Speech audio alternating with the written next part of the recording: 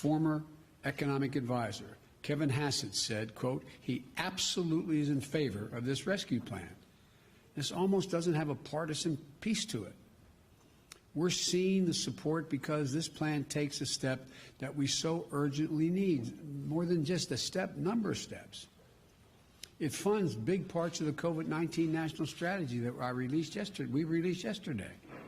Our national strategy puts us on a war footing to aggressively speed up our COVID-19 response, especially on vaccines and testing and reopening our schools. I found it fascinating. Yesterday, the press asked the question, is, $100 million enough? Week before, they're saying, Biden, you crazy? You can't do $100 million in 100 days. Well, we're going to, God willing, not only do $100 million, we're going to do more than that. But we have to do this. We have to move. The American Rescue Plan also includes economic relief for most Americans who are in need. We're going to finish the job of getting a total of $2,000 in direct payments to folks. $600, which was already passed, is simply not enough if you still have to choose between paying your rent, putting food on the table. We'll extend unemployment insurance benefits for millions of workers beyond the deadline that's now set. It means that 16 million Americans who are currently relying on unemployment benefits while they look for work can count on these checks continuing to be there in the middle of this crisis. The American Rescue Plan also addresses the growing housing crisis in America. Approximately 14 million Americans, 14 million, have fallen behind on rent, and many risk eviction. If we fail to act, there will be a wave of evictions and foreclosures in the coming months as this pandemic rages on, because there's nothing we can do to change the trajectory of the pandemic in the next several months. So look, this would overwhelm emergency shelters, increase COVID-19 infections as people have nowhere to go and can't socially distance. The American Rescue Plan asks Congress to provide rental assistance for millions of hard-hit families and tenants. This will also be a bridge to economic recovery for countless mom-and-pop landlords who can't afford not to have the rent. But they can't wait. So on Inauguration Day, I directed my administration to extend nationwide restrictions on evictions and foreclosures. These crises are straining the budgets of states and cities and tribal communities that are forced to consider layoffs and service reductions among essential workers. Police officers, firefighters, first responders, nurses are all at the risk of losing their jobs. Over the last year, more than 600,000 educators have lost their jobs in cities and towns. The American Rescue Plan will provide emergency funding to keep these essential workers on the job and maintain essential services. Look, it will also help small businesses that are the engines of our economic growth. When you say small business, most people think the major corporate entities are the ones that hire everybody. These small businesses are the glues that hold, and they're important, but these small businesses that hold the community, the glue that hold these communities together. They are hurting badly, and they account for nearly half of the entire U.S. workforce, nearly half. Our rescue plan will provide flexible grants to help the hardest hit small businesses survive the pandemic, and low-cost capital to help entrepreneurs of all backgrounds create and maintain jobs, plus provide essential goods and services that communities so desperately depend on. Look, our recovery plan also calls for an increase in the minimum wage at least $15 an hour. No one in America should work 40 hours a week making below the poverty line. $15 gets people above the poverty line. We have so many millions of people working 40 hours a week, working, and some with 2 jobs, and they're still below the poverty line. Our plan includes access to affordable child care. That's going to enable parents, particularly women, to get back to work. Millions who are not working now because they don't have that care. All told, the American Rescue Plan would lift 12 million Americans out of poverty and cut child poverty in half. That's 5 million children lifted out of poverty. Our plan will reduce poverty in the black community by 1/3, reduced poverty in the Hispanic community by almost 40%.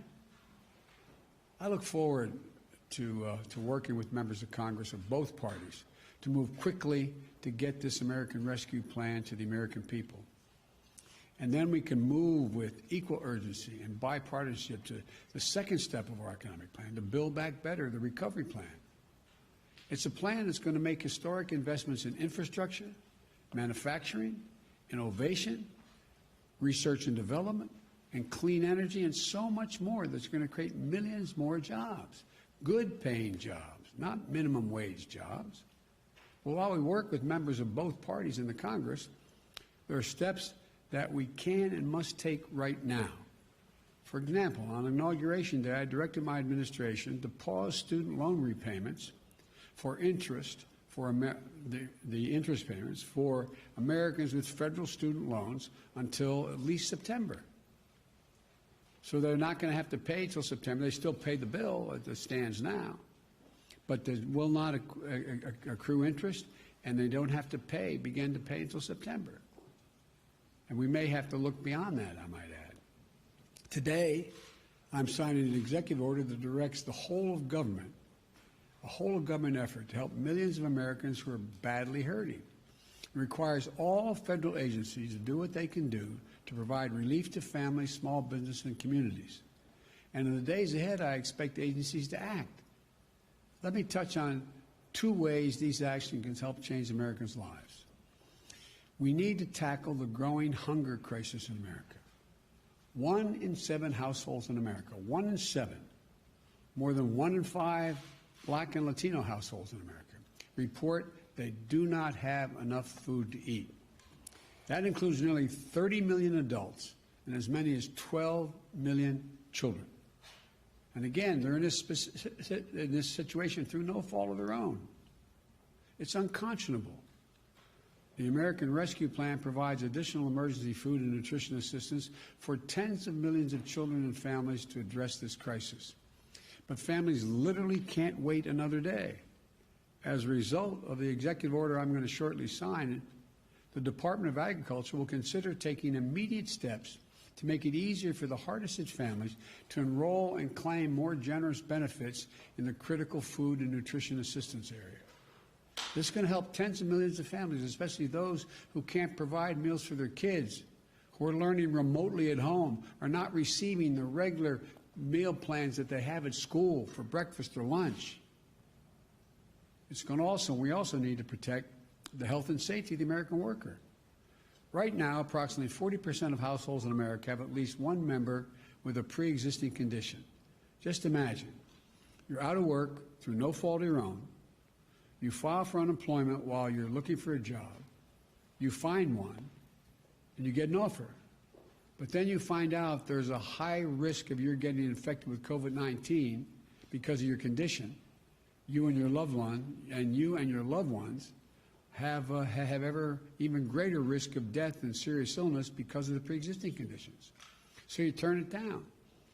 Right now, if you did that, you could be denied unemployment insurance because you're offered a job, you didn't take it. It's wrong. No one should have to choose between their livelihoods and their own health or the health of their loved ones in the middle of a deadly pandemic. Because of the executive order I'm about to sign, I expect the Department of Labor to guarantee the right to refuse employment that will jeopardize your health, and if you do so, you'll still be able to qualify for the insurance. That's a judgment the Labor Department will make. Look, there are just 2 consequential ways that the action I'm taking today will help people in need. Another way to help approximately 2 million veterans maintain their financial footing by pausing federal collections on overpayments and debts.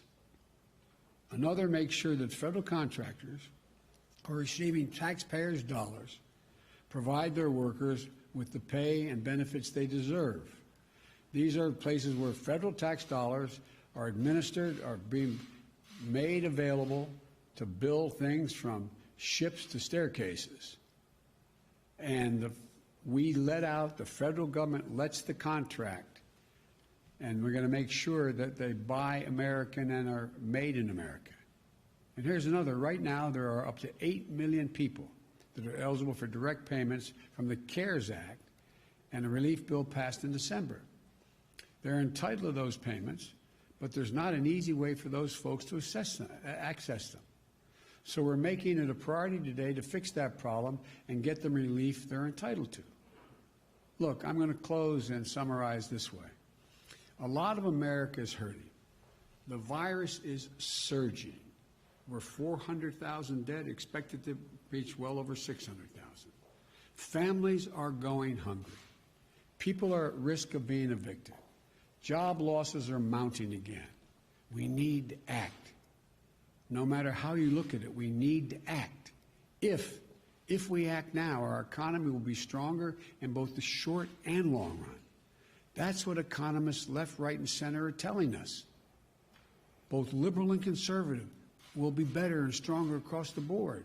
If we act now, we'll be better able to compete with the world. If we act now, we'll be better able to meet our moral obligations to one another as Americans.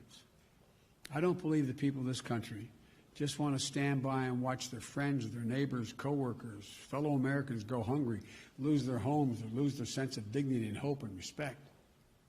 I don't believe that, especially in the middle of a pandemic that's so weakened and wreaked so much havoc and caused so much pain on America.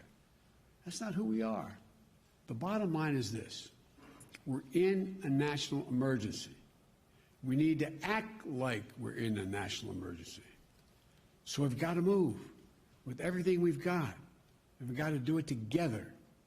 I don't believe Democrats or Republicans are going hungry and losing jobs. I believe Americans are going hungry and losing their jobs.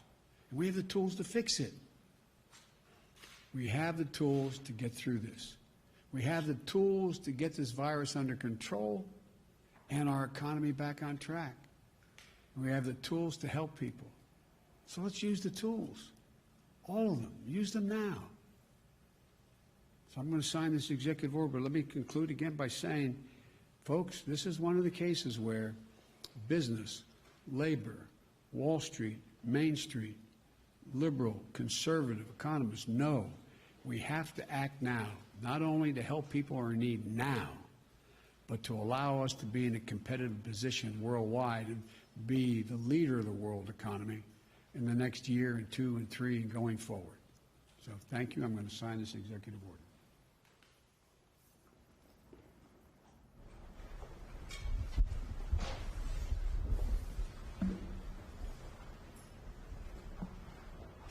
The first one is the economic relief related to COVID-19 pandemic referenced.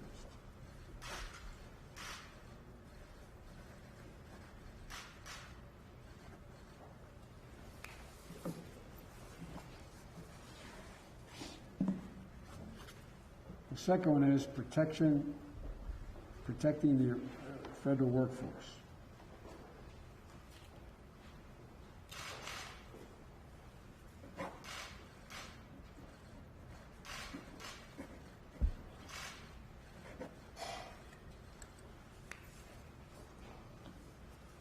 Thank you very much. Mr. President, do you support Mitch McConnell's timeline for a February impeachment trial? I haven't heard the detail of it, but I do think that having some time to get our administration up and running, I want to thank the Senate for passing out our Secretary of Defense. Looks like our Secretary of Treasury. Looks like our Secretary of State's in place. So the more time we have to get up and running and meet these crises, the better. Thank you. Anything to say on Hank Aaron? Mr. President, any comments on Hank Aaron?